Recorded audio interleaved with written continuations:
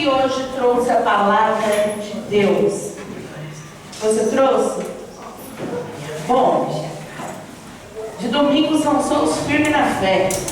Então vocês são muito rápidos para abrir a palavra do Senhor. Amém, pessoal? Amém. Eu vou abrir então as 15 palavras que eu trouxe nesta manhã. Vamos começar por João 6,33. Já deixa a primeira aberta. Quem achou, vai colocar a Bíblia sobre o seu coração. Se você esqueceu a Bíblia, coloque a mão sobre o seu coração. Hoje é um dia especial, porque é Santa Ceia do Senhor. Mas esta não vai ser mais uma Santa Ceia. Nenhuma Santa Ceia pode ser mais uma Santa Ceia. É necessário ser a Santa Ceia da nossa decisão, da decisão do nosso coração, de fazer conforme a vontade de Deus. Amém? Amém. Então feche seus olhos em nome do Senhor Jesus. Que a tua palavra, meu Deus, venha, meu Deus, sobre o coração da tua igreja. E que o coração deles, Senhor, possa estar abertos para receber de ti, meu Deus, tudo aquilo que o Senhor deseja falar e ensinar.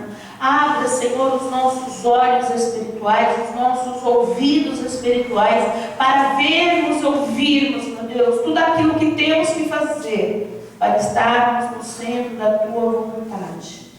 Pai amado, que seja um dia especial, um marco para a vida do teu povo, Senhor, para a vida de todo aquele que aqui de coração aberto vem te buscar.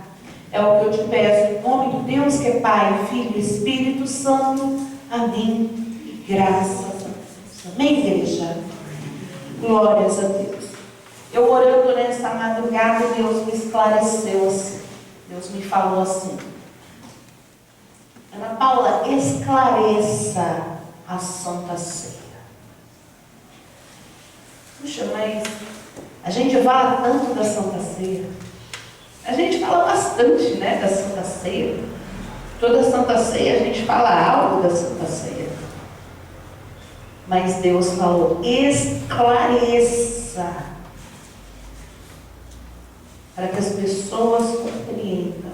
E aí talvez você ouvindo aí: pastor, eu sei o que é Santa Ceia. Eu sei o que é Santa Ceia. É o pão, é o vinho, suco de uva aqui, é a Santa Ceia. Vamos entender cada detalhe da Santa Ceia, amém? Então a gente começa pelos elementos, já que você provavelmente já tem na sua cabeça, falando em Santa Ceia, opa, pão, vinho, Santa Ceia. Então vamos lá. Primeiro elemento, que é o pão. O pão, ele representa o corpo de Jesus, que sofreu na cruz por nós. A palavra aí, onde você abriu, diz assim, ó: pois o pão de Deus é aquele que desceu do céu e dá vida ao mundo. Bom, Jesus poderia se comparar a qualquer tipo de alimento, se fosse para ele se comparar a um alimento qualquer. Mas ele escolheu o pão, porque o pão, ele é o símbolo do alimento em si, daquilo que preenche, daquilo que sustenta, é o nosso principal alimento. Não é isso que a gente ora? Inclusive quando a gente fala assim: Pai nosso que estás no céu, a gente não ora, não pede o pão de cada dia? Quando a gente pede o pão de cada dia, esse pão significa que a gente está pedindo para Deus tudo aquilo que possa suprir a nossa vida. Não é apenas o pão físico ali, mas representa todas as nossas, o suprimento de todas as nossas necessidades. Então o pão, ele tem uma representação muito importante, porque ele representa todas as necessidades ali, né, que do homem, como a gente ora, o pão de cada dia. E ali já está incluso todas as necessidades, tudo aquilo que a gente precisa para que a nossa vida seja suprida. E Jesus veio nesse formato, no formato daquele que pode suprir todas as suas necessidades. necessidades. Mas tem uma coisa: se esse pão pode alimentar o homem, ele só pode, de fato, se o homem colocar para dentro. Porque com toda a capacidade desse pão alimentar o homem, se ele continuar aqui sob a bandeja e a pessoa não ingerir o pão, ela continua com fome, sendo que existe aqui na frente dela uma fonte de suprimento. Você está conseguindo entender? Então, quando a gente pensa em Jesus, eu penso que Jesus é o pão que muita gente rejeita. Jesus é o pão que muita gente rejeita. É o pão que pode suprir todas as coisas, mas que muitas pessoas, mesmo com uma solução que é esse pão diante delas, elas não são capazes de ingerir, de trazer para dentro delas esse pão. Então, esse pão supridor não pode suprir aquele que não traz para dentro, né? Então, a primeira coisa que você precisa entender é isso. Para Jesus resolver na sua vida, Ele precisa estar no seu coração. Ele precisa estar dentro de você. Senão Ele vai continuar sendo Jesus, o supridor, cheio de todas as vitaminas necessárias, vamos dizer assim, para que a sua vida seja perfeita, mas fora de você, isso não te afeta em nada, não te ajuda em nada. É só Jesus, fora. Quando eu ponho dentro de mim, eu solucionei todos os meus problemas, eu preenchi todo o meu vazio, eu supri todas as minhas necessidades. Minha carne não vai ter mais força, porque Jesus, Ele me preencheu meu coração em tudo aquilo que eu preciso. Amém, pessoal? Você consegue entender? Então, Ele é o pão que desceu do céu para dar a vida ao mundo, não só para alimentar. Mas nós estamos falando da vida, porque a pessoa que não tem a base desse alimento básico, que é o pão, ela morre, não é? Se uma pessoa ela não comer, se ela não tiver mais, mas nem pão para comer, ela o quê? Morre. Nós precisamos, né, nos alimentar para a gente viver, não é assim? E espiritualmente é assim. Se a gente não trazer para dentro de nós o amor do Senhor Jesus, trazer o Senhor Jesus para dentro do nosso coração, a gente vai morrer espiritualmente. Então, a importância de Deus ter escolhido o pão, né, que representa aí todo este suprimento para a nossa vida. E o sangue, né? O sangue, ele representa aqui o suco, né? Ele representa o sangue derramado na cruz. Jesus pagou por nossos pecados, né? Mas Ele também não só pagou pelos nossos pecados, Ele, através do sangue, foi feito ali um pacto. Foi feito ali uma aliança, se você prefere chamar, né, desta forma, aliança. O que é aliança? Era um pacto. Foi refeito ali um pacto entre Deus e o homem. Uma aliança que lá atrás, com o pecado, tinha sido o quê? Quebrada. Então essa aliança foi refeita, né? Então veja como é importante. Todas as vezes que eu olho para o sangue, eu me lembro daquela história. Os antigos vão se lembrar, os novos vão aprender. Existia ali tem uma crônica em que foi descoberto um grande vírus mortal na Terra. Não é muito diferente do Covid, não, né? A gente vivenciou algo aí que todo mundo saiu correndo atrás de uma vacina, de um antídoto, algo que pudesse, né, proteger as pessoas, impedir as pessoas de morrerem. Lembra disso? Mas nessa crônica, né, existia ali esse vírus e as pessoas começaram a morrer com essa doença. Então eles começaram a chamar todas as pessoas para elas fazerem testes, né, sanguíneos, para saber se alguma pessoa tinha ali no seu organismo algo que pudesse salvar, né, algo que pudesse ali combater aquele vírus. E assim foi feito, né? Todas as pessoas prontamente foram, né? Quem é que já doou sangue? Já doou sangue? Quem já doou? É amor, né? Doar sangue é amor, é amor. É amor, porque o seu sangue vai correr no corpo de outra pessoa que era para estar morta, talvez, se não tivesse o sangue, não é assim?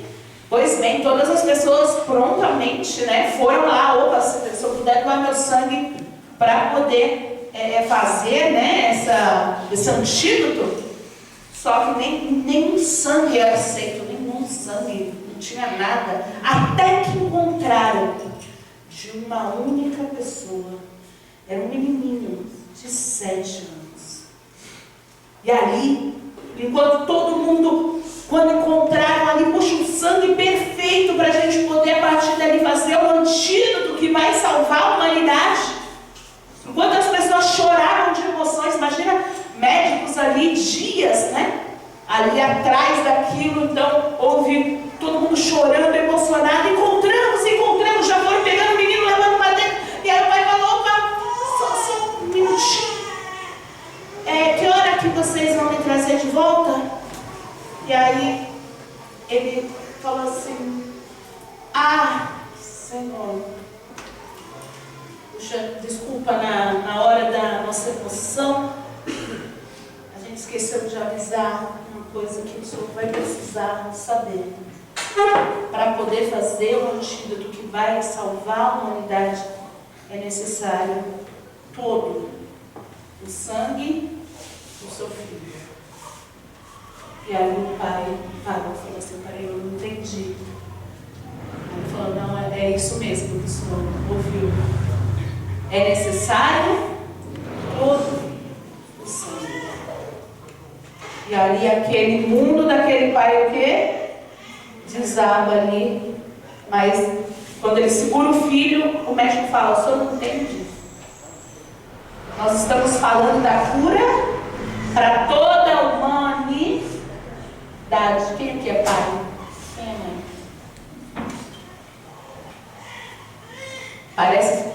Parece que as pessoas não compreendem, né, o que Deus sentiu quando viu Jesus aqui, né, sendo injustiçado, sendo morto, sendo cuspido. Tem gente que não entende, sabe, que as marcas que Jesus tem na mão não se compara às marcas que Deus tem no coração. Porque todo o sangue de Jesus era necessário para salvar a humanidade. E nessa crônica, né, que o menininho é levado ali, o pai chora de ver o seu filho sendo levado para salvar, sim, a humanidade. Mas era o seu filho. Então, você entenda que as marcas nas mãos de Jesus são as marcas que Deus tem aqui, ó. Por ter que fazer este sacrifício. Não foi fácil, mas foi necessário, né? O próprio Senhor Jesus, ele quando vai servir ali a Santa Ceia, a sua última ceia, né? Ele apresenta ali o cálice, né? E lá em Coríntios é retratado, né? Paulo, ele faz ali aquela memória daquele momento e ele diz assim, que este cálice é o cálice da aliança no sangue de Cristo. Fazer isto, né, em memória. Então, olha só, aquele cálice, o sangue é a aliança, é o pacto. Foi feito um pacto de sangue, todo o sangue. O sangue é aquilo de mais importante que você tem no seu corpo, porque o sangue é a gasolina.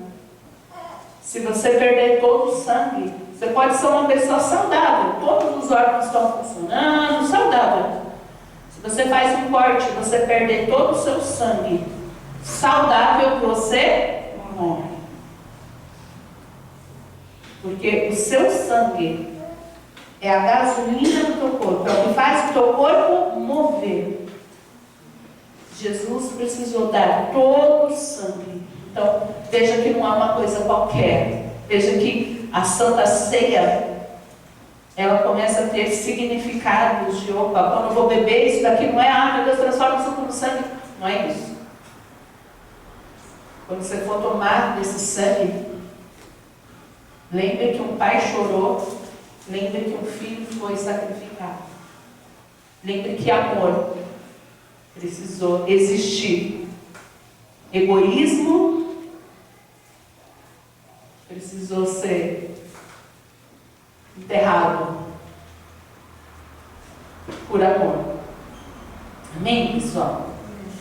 Bom, então vamos falar da importância, né, da Santa Ceia. A Bíblia, ela ensina ali que a Santa Ceia do Senhor é algo memorial, uma memória, né? Então é de extrema importância, né? Porque vamos voltar um pouquinho atrás e vamos se lembrar o que é a Páscoa. Por que Deus escolheu a Páscoa, né, para celebrar a ressurreição de Cristo, a libertação? Vamos trazer a nossa mente um pouquinho aqui na história, né, para trás, e vamos nos lembrar que Ele escolheu justamente a Páscoa por causa do significado da Páscoa. No Antigo Testamento, né, já existia a Páscoa antes de Jesus vir e se sacrificar e morrer por nós. Já existia a Páscoa, e a Páscoa ela era um memorial ali, ela era um memorial sobre a libertação do povo do Egito e a esperança da terra prometida. Então a Páscoa ela era isso, né? Trazia à memória a libertação do povo do Egito, que Deus libertou o povo do Egito, lembra ali? Através das pragas. Você se lembra que abriu o mar? Todo mundo lembra da história, né? E a Páscoa é isso. Era a celebração memorial, né? Então, desse dia.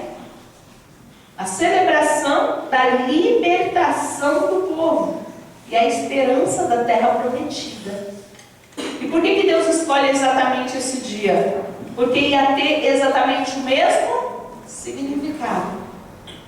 A ressurreição de Jesus representava ali a libertação, né? A morte e a ressurreição dele significava a libertação de toda a humanidade, agora de uma forma muito maior, não só do Egito, né? Mas a libertação de toda a humanidade que estava sofrendo na mão do diabo, que é Faraó, que estava ali segurando o povo, né? Através ali das suas cadeias, aonde Faraó aprisionava o povo, escravizava o povo. O diabo faz isso através do pecado.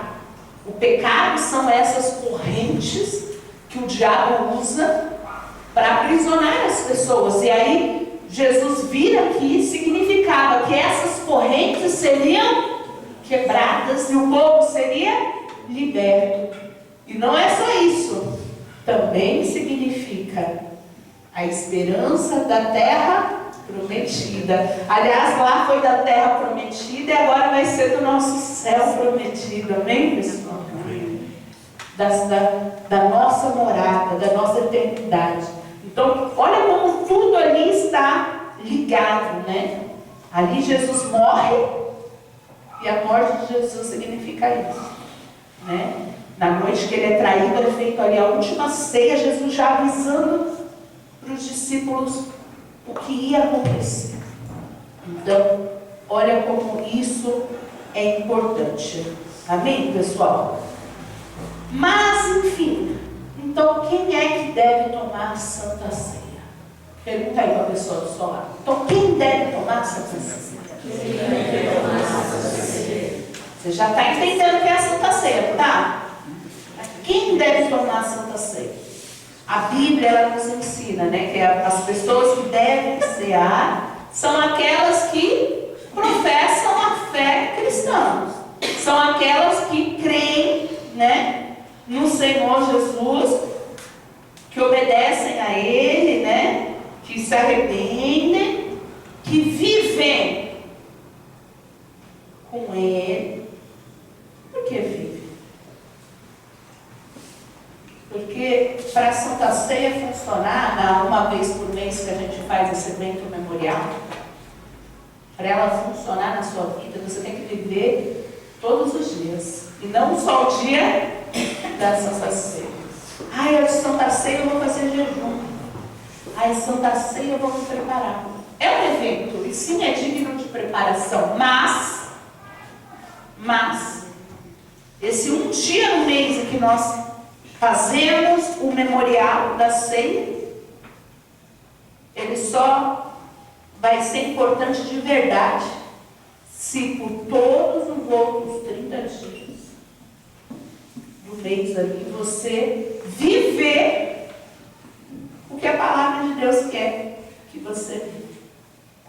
Então a primeira questão é: quem toma a Santa Ceia? Aquele que é cristão. Aquele que vive a palavra de Deus. Porque cristão não é aquele que lê a palavra de Deus apenas, mas é aquele que pratica. E uma das práticas, importante aqui é sobre o batismo. É importante você crer no batismo, porque também é uma ordenança do Senhor. Os participantes da Santa Ceia precisam ter essa aliança com Deus, essa comunhão com os irmãos da fé. Então é na igreja que isso acontece. Através do batismo você começa uma nova vida com Deus na igreja, em comunhão, e ali você participa da ceia. A palavra fala assim em Mateus 28:19: portanto, vão e façam discípulos de todas as nações, batizando-os em nome do Pai e do Filho e do Espírito Santo, ensinando-os a obedecer a tudo o que lhes ordenei. E eu estarei sempre com vocês até o fim dos tempos. Mateus 28:19-20. Isso é muito importante. Amém, pessoal? Amém. A importância do batismo, porque uma pessoa que não se batiza vai participar da Santa Ceia com qual objetivo? Não existe um termo assim, não vai. Peraí, vamos só ser inteligente e vamos pensar. O batismo é a decisão de estar com Cristo. Eu morri, o que eu faço? Eu entrei desse lado do batismo, sendo uma pessoa, e eu vou sair do outro lado sendo uma nova pessoa. Eu mato a minha velha criatura para que uma nova criatura possa surgir. Qual a lógica de uma pessoa querer participar de algo tão santo que é a Santa Ceia, se ela nem se dá ao luxo de tomar a decisão de ter uma vida com Cristo? Mas se você entrou e tomou um banho, isso também é válido para você. Você tem que pedir perdão. Porque se você entrou seco e saiu molhado, se o batismo para você foi só algo físico, então ele não existiu, porque não existe batismo físico. O batismo é espiritual. A água da imersão ali é para que os seus pecados fiquem ali. Você vai sair sendo uma nova pessoa. Se isso não existiu, então não existiu batismo. Uma vez uma pessoa me procurou e falou: eu vou me batizar de novo. Eu falei: não, nunca. Não existe se batizar de novo. Só existe se batizar uma vez. O que você vai fazer é se batizar. Da outra vez não foi batismo, senão você não tinha voltado a fazer as coisas que você fez. Se você tivesse se batizado de verdade, você teria morrido a velha criatura e nascido de nova. Quando você volta, você voltou para a sua vida mundana, para a sua vida de pecado. Então não existe rebatismo, existe batismo. Verdadeiro ou falso. Real ou não. Então, você precisa entender que o verdadeiro batismo tem que ser real. Amém, pessoal? E aí, agora então, eu quero dizer para você aqui quais são os 7 motivos pelos que devemos participar da ceia. 7 motivos. pelo que você precisa participar da ceia. Vamos lá? Primeira coisa, a ceia significa obediência a Jesus. A palavra de Deus diz assim, ó. Quando comiam, Jesus tomou o pão, deu graças, partiu e o deu aos seus discípulos, dizendo: tomai todos e comei. Este é o meu corpo. Então Jesus, ele ordena, né? Tome todos.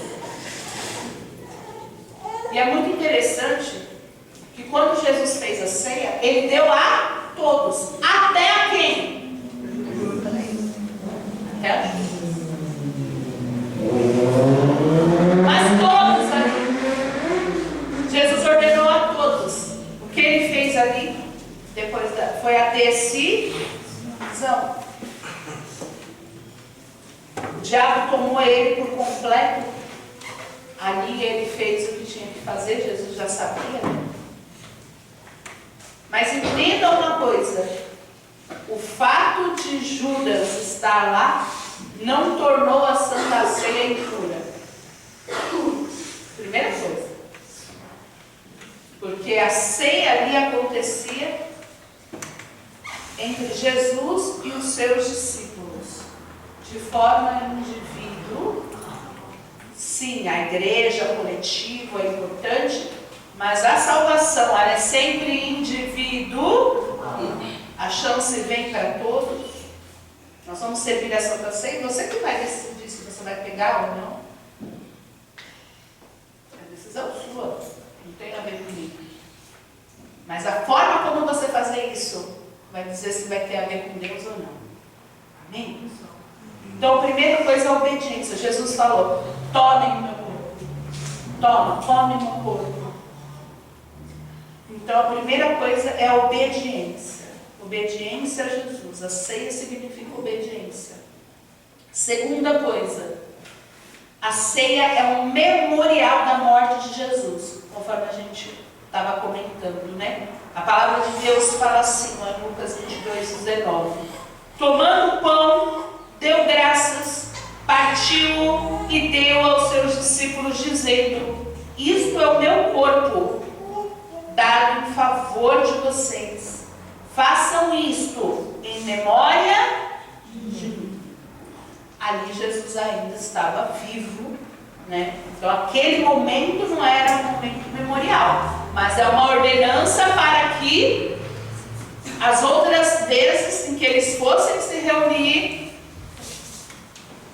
para participar daquele momento, que eles o que? Se lembrassem. Uma homenagem, um evento. Não é assim? Quando alguém morre como um herói, não é feita uma homenagem? Não é isso que as pessoas fazem, né? No dia que um herói morreu, ali eles vão lá, né? Martin Luther King. Quem é que já assistiu os filmes americanos? Já assistiu? Já estudou? Aí o pessoal vai e faz um memorial, as pessoas, né, se lembram dos sacrifícios que foi feito, né?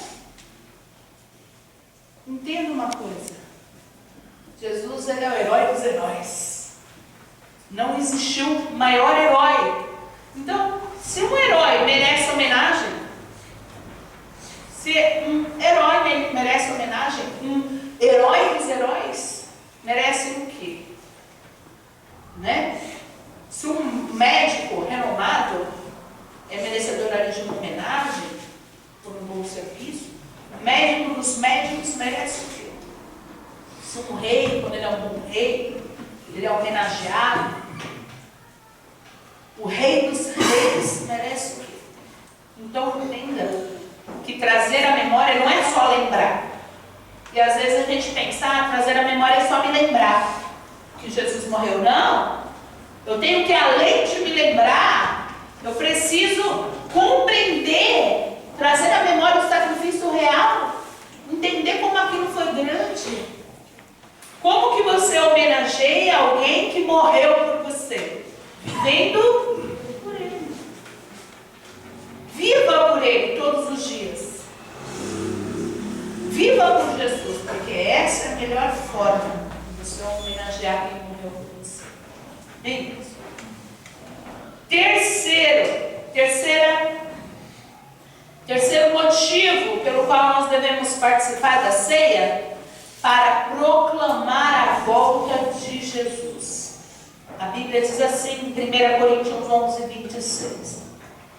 Porque sempre que comerem deste pão e beberem deste cálice, aqui já é Paulo ensinando, vocês anunciam a morte do Senhor, até que Ele venha. Então, cada vez que eu participo da Santa Ceia, o que nós estamos fazendo aqui? Anunciando a morte do Senhor. Eu estou transformando a minha crença, porque o crer você não vê. O crer, a crença, não é algo tocável, é algo que você não vê. Mas eu estou transformando a minha crença, eu estou materializando, mostrando que é verdade. O mundo pode ver o que eu creio, ele vê o que eu faço. A gente até falava esses dias, né? O mundo lê a Bíblia? Lê a igreja? Mas o mundo lê a sua vida. Então por isso você precisa viver a Bíblia. Porque o mundo não lê a Bíblia, mas ele lê a sua vida. E ele vai se converter para Jesus se a sua vida proclamar a Jesus. Não espere um ímpio sentar para ter o interesse de ler a Bíblia. Não vai acontecer. Não no Espírito. Eles podem querer estudar porque, né, a ciência tem provado algumas coisas. Eu mostrei para vocês esses dias sobre a oração. Os cientistas querendo fazer uma pesquisa para provar que a oração não funciona. E aí se provou o contrário. Mas o objetivo de começar era provar que não funciona. Então não espere que as pessoas baleiem de coração a palavra de Deus e falem, puxa, eu decidi, eu levantei hoje, eu decidi que eu vou ser de Jesus a partir de hoje, sem uma evangelização, seja da sua boca, seja da sua vida, porque a sua vida vai evangelizar mais do que a sua própria boca. As pessoas precisam querer servir o Deus que você serve, elas querem. Quando as pessoas desse mundo olham para a sua vida, elas querem servir o Deus da sua vida. Eu não estou falando de perseguição, porque sim, você vai ser perseguido, mas no meio da perseguição, as pessoas perdidas precisam encontrar uma luz neste mundo. E essa luz tem que ser a gente. Amém, pessoal? Então, proclamar a volta de Jesus é quando eu estou materializando aquilo que eu creio. Eu estou dizendo para Jesus, eu acredito em tudo que o Senhor fez. Eu acredito no teu sacrifício.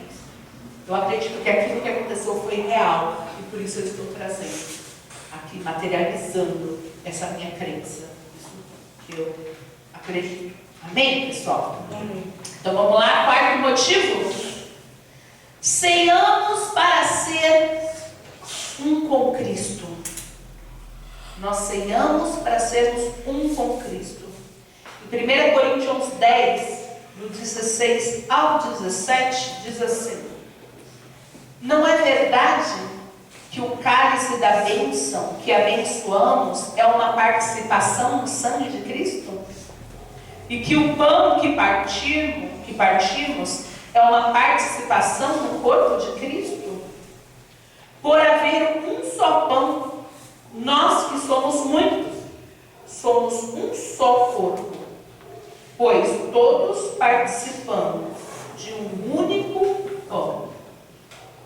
Olha só, se Jesus é um pão e nós fazemos essa comunhão, é como um casamento, né? O que acontece no casamento? A palavra de Deus fala o quê?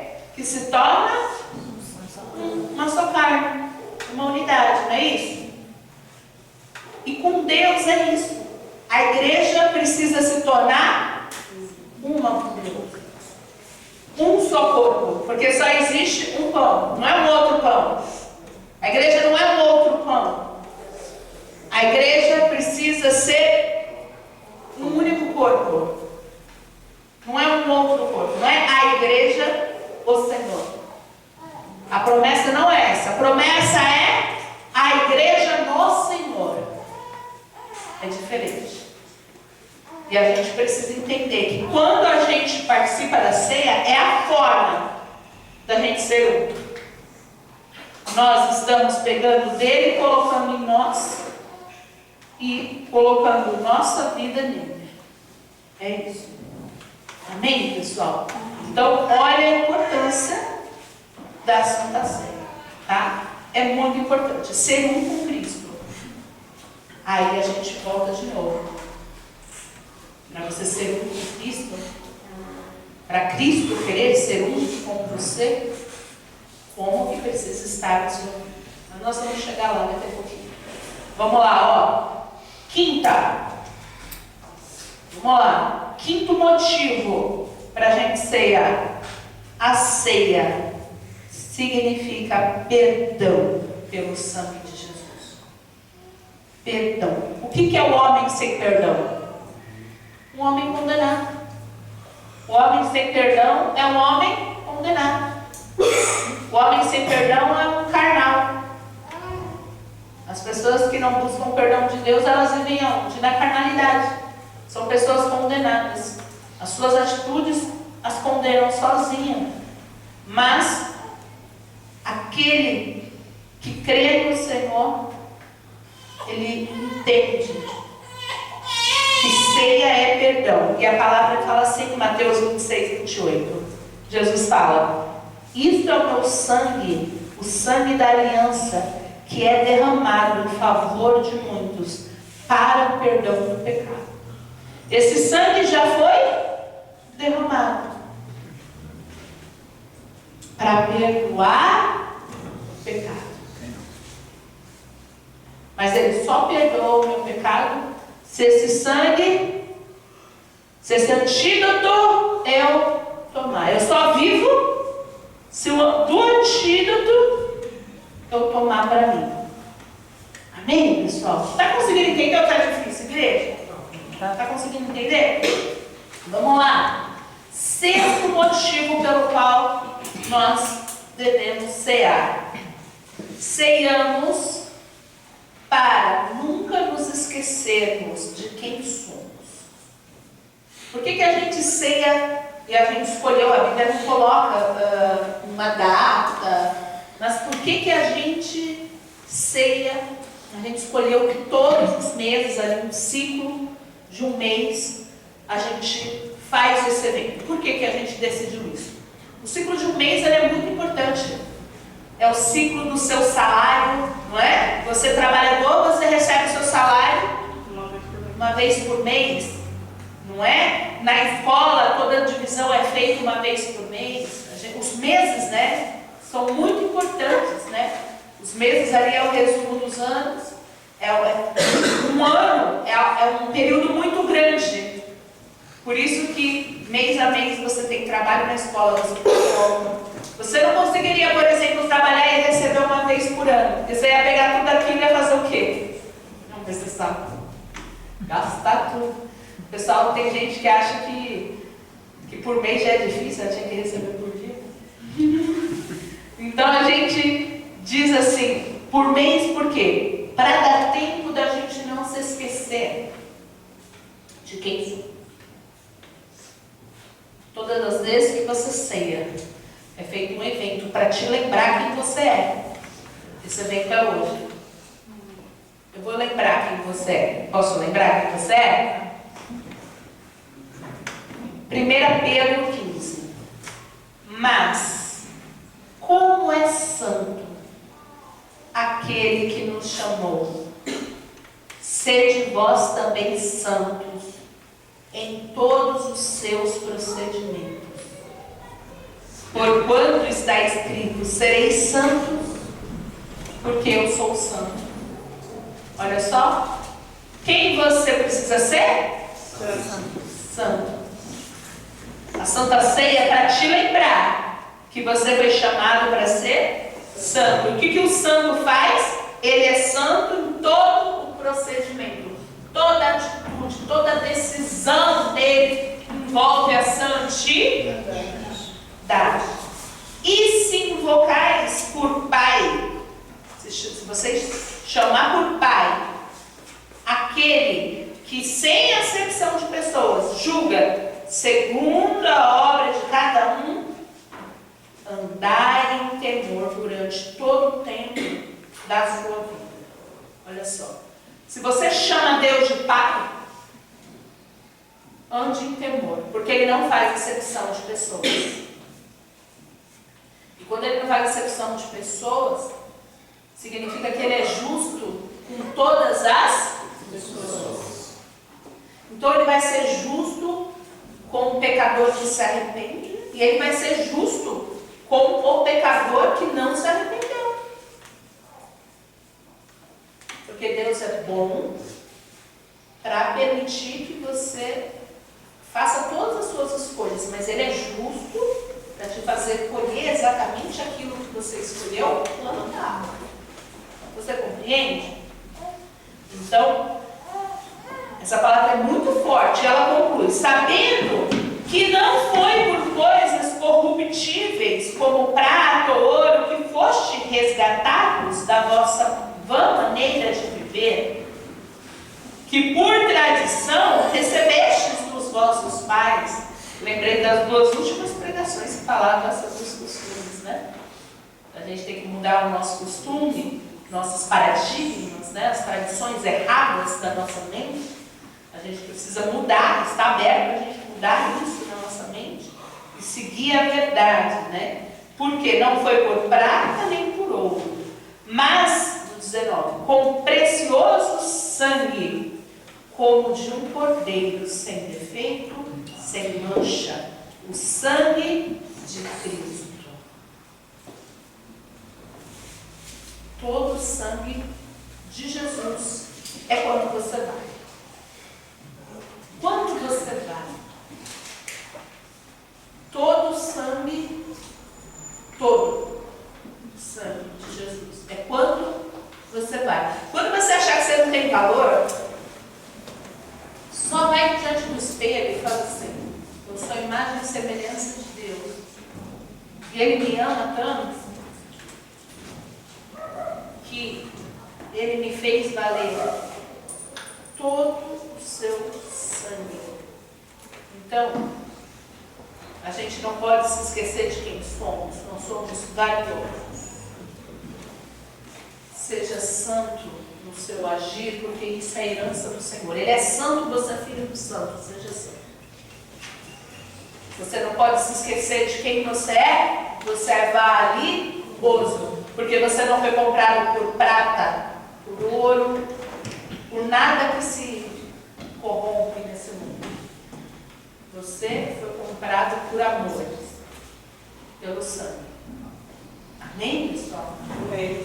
Então você é uma joia sem preço. Sem preço. Toda joia neste mundo tem preço. Toda joia neste mundo tem preço. Pode ser uma joia que vale milhões, porque ela é muito valiosa, mas ela tem preço. Quando eu digo que você é tão valioso que não tem preço, porque o sangue do Criador precisou te remir, então é algo que não dá para a gente, na linguagem humana, encontrar um preço para poder te dar. Você é valioso demais. Não se esqueça disso. Amém? E por último, sétimo motivo pelo qual nós devemos ceiamos para agradecer ao Senhor pelo sacrifício e pela vida eterna. A palavra aqui é gratidão. E por quê? Porque Deus tanto amou o mundo que deu seu Filho unigênito para todo aquele que nele crê, não pereça, mas tenha vida eterna. Deus tanto amou que o que a gente pode oferecer para Deus é só um coração grato. O que você tem de valioso de dar para Ele? Só o seu coração. os nossos olhos valem nada, mas aos olhos de Deus, que te ama, você, a sua vida é valiosa. Por isso que ele pagou aquele preço lá. Então você é valioso. E aí você é importante. E por isso ele fez o que ele fez. E por isso nós precisamos agradecer. Toda Santa Ceia, o nosso coração precisa ser um coração de gratidão. Um coração de, meu Deus, obrigado. Porque o Senhor não precisava fazer o que o Senhor fez. Mas o Senhor fez e fez por amor. O nome disso é amor. É amor. Eu falava ainda com os adolescentes esses dias que a gente está falando sobre o valor, né? Eu e a obreira estávamos falando sobre o valor sem nem saber que um e a outra estavam falando. Mas Deus está querendo falar para vocês que vocês são valiosos. E eu estava falando para eles, eu falava, puxa, sabe aquela passagem que fala que Deus, ele conta cada fio de cabelo seu? E você pensa, mas qual o objetivo dele saber de cabeça quantos fios de cabelo tem? Isso é uma coisa tão simples. E aí você imagina um Deus de amor que se preocupa com detalhes que para você é ridículo, até então os fios, ele sabe exatamente. Você sabe o que a Bíblia quer dizer quando ela descreve dessa forma? Que ele cuida de você nos detalhes. Ele te ama para cuidar de você até nos mínimos detalhes. Esse é o tamanho do amor que ele tem por você. Amém, pessoal? E para finalizar, existe uma exortação sobre a maneira que a gente tem de fazer isso. Nós vamos participar da ceia. E diz assim, lá em 1 Coríntios 11, 28 e 30. Examine-se, pois, o homem a si mesmo. E assim, só depois de se examinar, coma do pão e beba do cálice. Pois quem come e bebe sem discernir o corpo, come e bebe juízo para si. Eis a razão porque há entre vós muitos fracos, doentes, e não são poucos os que dormem. Existem consequências sérias para quem participa de algo tão espiritual, tão importante, sem ter ideia do que isso representa.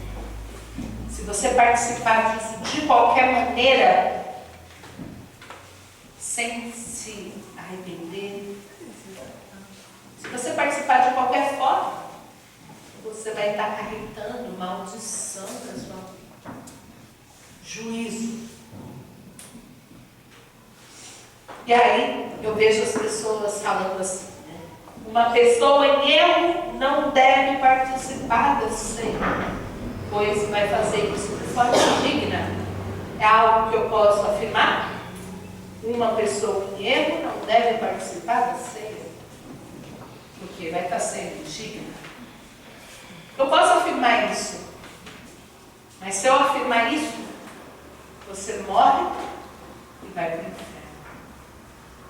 Morre por ter se colocado nessa condição de indigna. Morre por não poder participar do Senhor. Então eu prefiro falar para você o seguinte: para as pessoas que em erro cristão, eu digo, para uma pessoa em erro participar, ela deve se arrepender verdadeiramente, para que assim, quando ela participar, não seja de forma indigna. Eu falei a mesma coisa, mas a diferença é que a primeira foi para o inferno e a segunda vai para o céu. Você pode escolher olhar para a sua vida e falar: eu sou indigno. Talvez você esteja em erro. E em erro você não pode mesmo participar da ceia. E você pode sair daqui com essa decisão: eu não mereço participar dessa ceia. Se eu participar vai ser maldição, vai ser bênção, porque minha vida está tudo errado. Você vai sair daqui pensando assim. Só que a sua vida vai continuar sendo uma maldição sem você tomar situações. Porque quando você vive no pecado, sua vida é uma maldição. Independe. Se você acha que não vou tomar Santa Ceia para não ser uma maldição, porque a minha vida está no erro, no pecado, então eu não vou tomar, saiba que vai ser a maldição do mesmo jeito. Porque o que Deus quer, através dessa palavra, é nos mostrar o que precisamos fazer e qual decisão precisamos tomar para estarmos aptos a participar. Deus quer pessoas aptas, pessoas que têm condições de estar o quê? Participando. Então Ele olha para vocês, Ele vê aquele que está de coração puro e fala: esse meu filho, eu quero que ele tome da ceia. Ele vê aquele que está com o coração impuro e Ele fala: eu quero que esse filho se arrependa, para ele também participar da ceia. Ele luta por você. Ele luta por você. Ele não desiste de você. 1 João 1,9. Se confessarmos os nossos pecados, Ele é fiel e justo para perdoar os nossos pecados e nos purificar de toda injustiça. Toda. Não importa o que você fez. O teu coração é o que vai contar. As pessoas usam o termo Deus conhece o meu coração para justificar os erros que elas querem cometer. Então elas usam esse termo diante dos homens. Mas você sabe o que é pior nisso? Porque Deus conhece o coração. Então quando você fala: ah, Senhor, Tu conheces o meu coração, saiba que é exatamente isso que Ele conhece. Então seja sincero. Não justifique os seus erros na sua oração. Porque uma oração que se justifica não é uma oração de arrependimento. A oração de arrependimento é aquela que se rasga.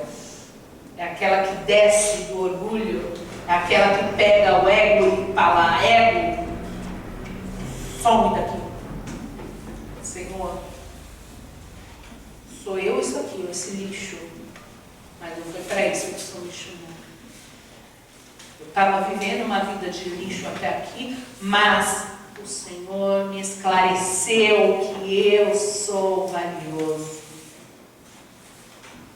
Eu não vou mais viver sendo um diamante no meio de um lixo. Porque um diamante perdido no meio do lixão é só um diamante perdido no meio do lixo. Mas um diamante no lugar certo, ele é uma preciosidade.